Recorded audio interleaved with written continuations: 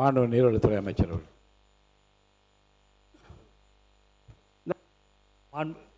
அண்ணா ஒன்றே ஒரு மாண்பு பேரவைத் தலைவர் அவர்களே, அண்ணன் சொன்னாங்க எல்லாம் மலையில் இருக்க வசிக்கிறவங்களுக்கெல்லாம் ரோடெல்லாம் போட்டிருக்குறோம் அப்படின்ட்டு. அண்ணனுடைய மாவட்டம்தான் திண்டுக்கல் மாவட்டம். கொடைக்கானல் பிளாக் தாண்டிக்குடி என்ற ஒரு பஞ்சாயத்தில் போன வருடம்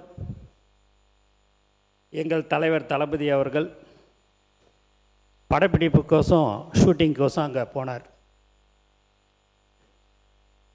ஒரு சீன் எடுக்கணும்னு சொல்லிட்டு அந்த கரடு முரடா ஜீப்பில் மேலே ஏறி அந்த இடத்துக்கு போனார். தாண்டிக்குடியில்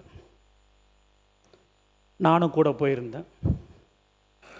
ஆனால் கீழே வரும்போது அவர் 1 மணி நேரம் தனியாக நடந்து வந்தார். வந்த உடனே 15 வருஷமாக அந்த இடத்துல ரோடு வசதி இல்லை. நம்ம சொந்த செலவில் இந்த ரோடு ஒரு 254 பேர் தான் அங்கே வாழ்ந்து கொண்டு இருக்கிறார்கள். அதனால் ரோடு போடலை, நம்ம சொந்த செலவில் போட்டுடலாமான்னு. நம்மளை பேனர் வைக்கவே விடலை, நம்மளை எங்கே போய் இந்த ரோடு போடுறதுக்கு விடுவாங்க சார் அப்படின்னு.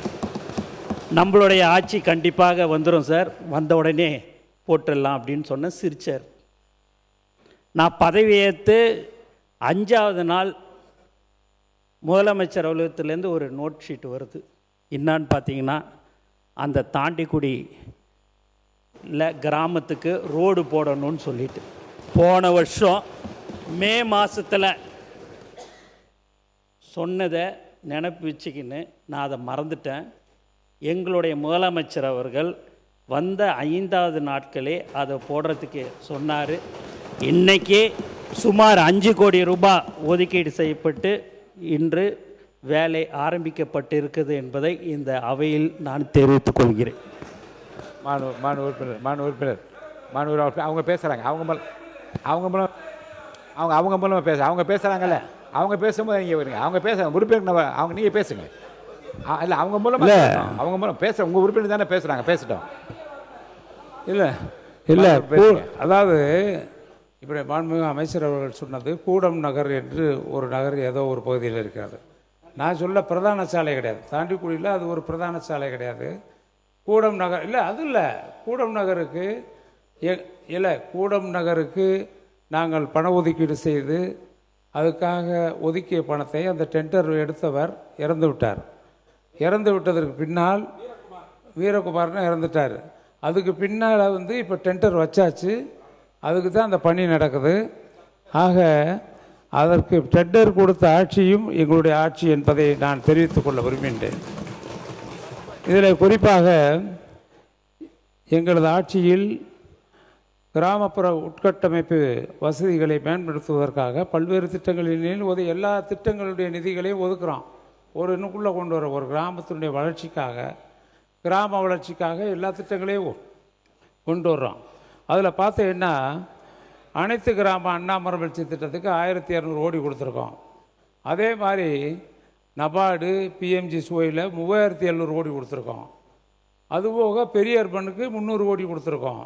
அதுபோக குழந்தை நேயப்பள்ளின்னு சைல்டு ஃப்ரெண்ட்லி ஸ்கூல்னு ஒன்று இருக்குது. அதுக்கு அந்த ஸ்கூல் உங்களுக்கு தெரியும், அது கிட்டத்தட்ட 200 கோடி கொடுத்துருக்கோம் அந்த வருஷம், போன வருஷம். அப்போ கொடுத்ததில் 200 கோடி. அதே மாதிரி கிராமத்தில் இருக்கக்கூடிய ஏற்கனவே கிராமத்தில் இருக்க நீர்த்தேக்க தொட்டிகள்லாம் 6 மீட்ரு 7 மீட்ரு தான் இருக்குது. அதை 12 மீட்டர் ஆக்கி இதுவரை வரலாற்றில் இல்லாத வானத்தை பார்க்கின்ற அளவிற்கு ஏறத்தாழ 7500 மேல்நிலை நீர்த்தேக்க தொட்டிகள் கிராமப்புறங்களில் கட்டப்பட்ட ஆட்சி கடந்த கால ஆட்சி என்பதை நினைவுற விரும்புகின்றேன். அதில் கடந்த ஆண்டு 300 கோடி. அந்த 300 கோடி நீங்களாக தொடர்ச்சியாக பல்வேறு திட்டங்களின் மூலமாக நம்ம புதிய நீர்த்தேக்க தொட்டிகள் கட்டது 300 கோடி. உயர்மட்ட பாலங்களுக்காக 800 கோடி கொடுத்துருக்கோம். இதுபோக ஊரக பகுதியில் உள்ள தெருக்கள் மற்றும் அந்த குறுகலான சந்தைகளுக்காக 350 கோடி கொடுத்துருக்கோம். ஊரக பகுதியில் உள்ள மண் சாலைகளை ஓரடுக்கு கப்பி சாலைகளாக மாற்றுவதற்கு 150 கோடி கொடுத்துருக்கோம்.